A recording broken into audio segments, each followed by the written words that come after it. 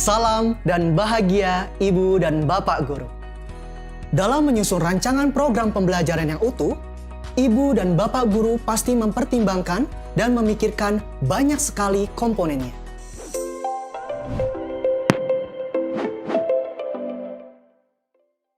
Asesmen dan tindak lanjutnya adalah komponen yang memegang peran penting dalam proses pencapaian kompetensi para murid. Hasil analisis asesmen juga membantu guru dalam menentukan strategi pembelajaran dan intervensi yang tepat bagi para murid. Bagaimana contoh praktiknya? Apakah rumit? Mari kita ikuti pengalaman Ibu Lia dan Ibu Dini.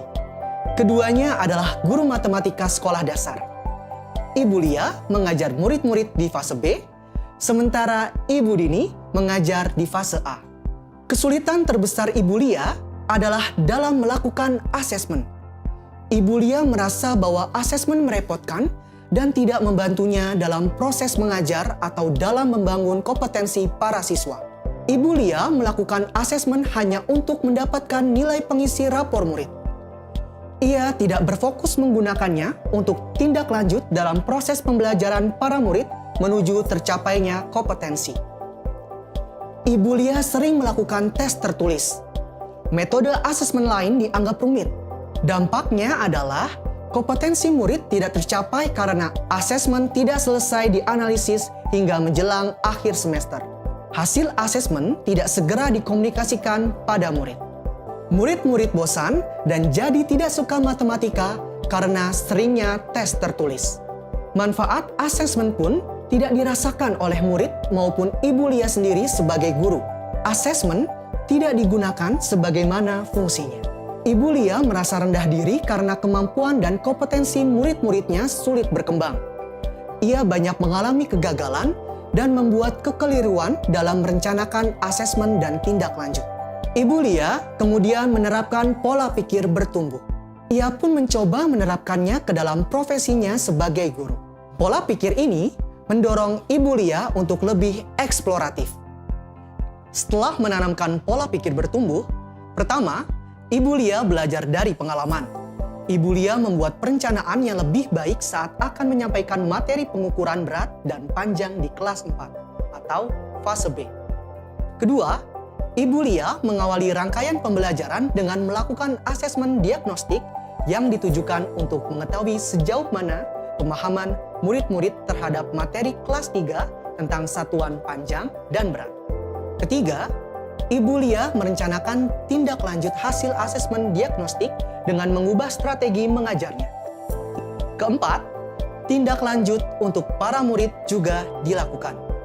Ibu Lia pun berdialog langsung dengan murid yang masih kesulitan untuk menemukan penyebab dan solusi. Intervensi bagi para murid yang belum paham, seperti pembahasan ulang, latihan tambahan, buddy system, dan sebagainya. Kelima, Ibu Lia menggunakan metode asesmen selain tes, yaitu observasi dan performa. Dibantu instrumen catatan anekdotal, rubrik, dan checklist. Hasilnya, ia tidak lagi kewalahan memeriksa tumpukan tes. Asesmen bisa dilakukan dengan cepat, analisisnya pun efisien. Tindak lanjut dan umpan balik bisa segera diterapkan pada para murid. Keenam, Ibu Lia melibatkan murid dalam asesmen. Masing-masing murid diajak untuk melakukan refleksi proses pembelajaran sebagai asesmen diri atau self-assessment. Metodenya, observasi dengan instrumen rubrik dan checklist yang telah disiapkan guru.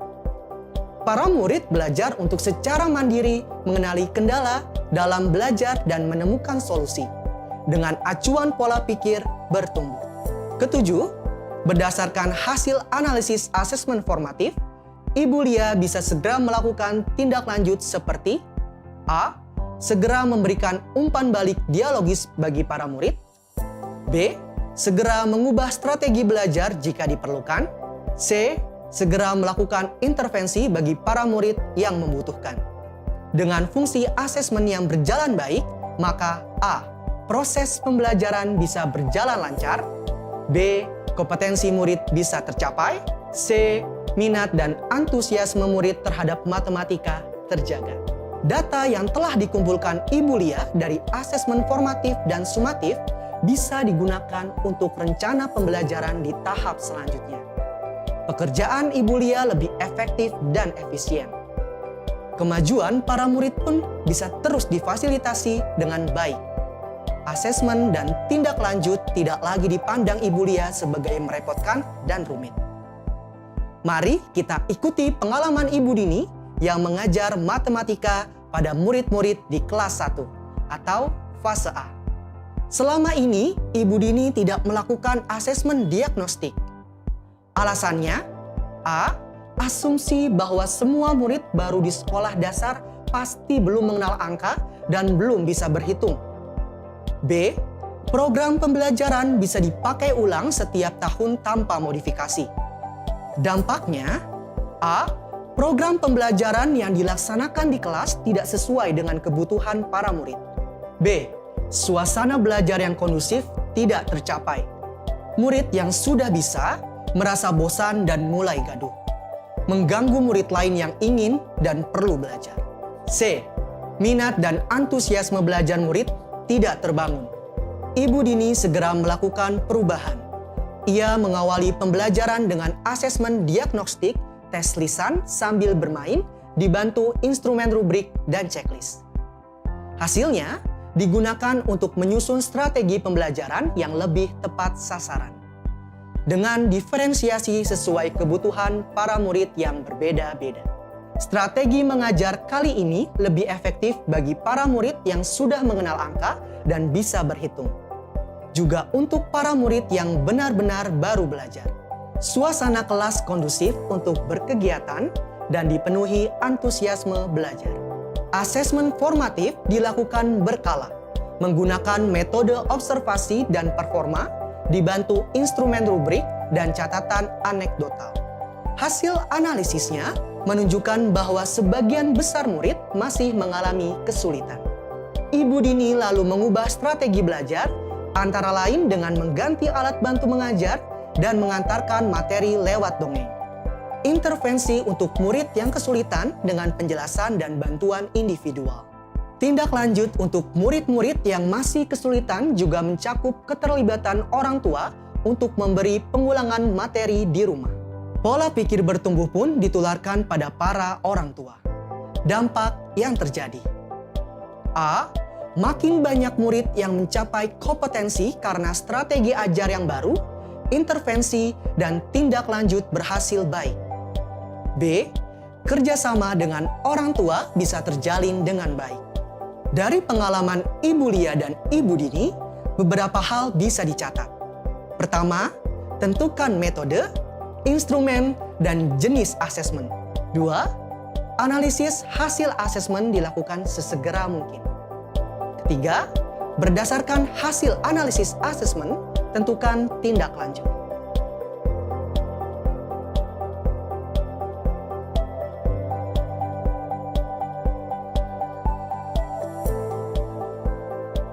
Komunikasikan hasil asesmen pada murid melalui dialog yang didasarkan pada pola pikir bertumbuh.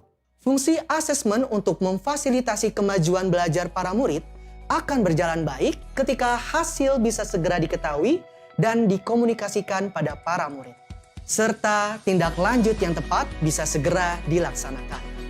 Bagaimana dengan pengalaman ibu dan bapak guru sendiri dalam melakukan asesmen dan melaksanakan tindak lanjutnya? Apakah ada hal baru yang ingin ibu dan bapak terapkan dalam menindaklanjuti hasil asesmen agar mendukung perkembangan para murid? Selamat belajar ibu dan bapak guru hebat. Salam dan bahagia.